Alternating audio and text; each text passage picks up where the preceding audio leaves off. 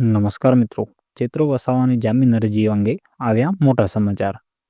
તો નમસ્કાર મિત્રો, સ્વાગત છે તમારો આપણી યુટ્યુબ ચેનલમાં. મિત્રો, તમે આ ચેનલની અંદર નવા આવ્યા હો તો ચેનલને સબસ્ક્રાઈબ કરી દેજો અને વિડીયોને લાઇક કરી દેજો.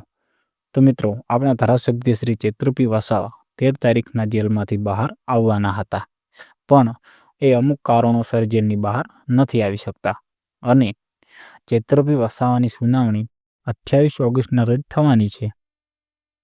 અને આપણા ધારાસભ્ય ચૈત્રપી વસાવા 28 ઓગસ્ટના રોજ જેલમાંથી બહાર આવવાના છે એવું તો મને 100% લાગે છે. તો મિત્રો, તમને શું લાગે છે તે કોમેન્ટ જરૂર કરજો.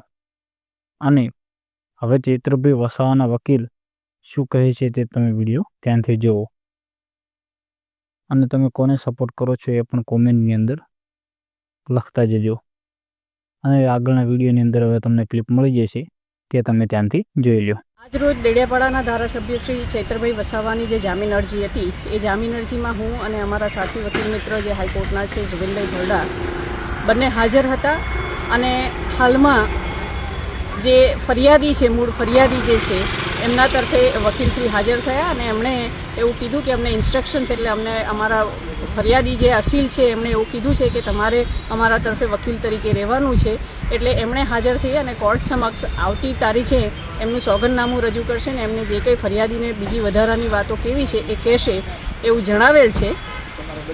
અને એટલા માટે જ કોર્ટે એમને 28/8ની તારીખ આપી છે, સમય આપ્યો છે. અને હવેની સુનાવણી 28/8 થશે અને ત્યારે આગળ જામીનની જે કંઈ બી આર્ગ્યુમેન્ટ્સ હશે એ થશે.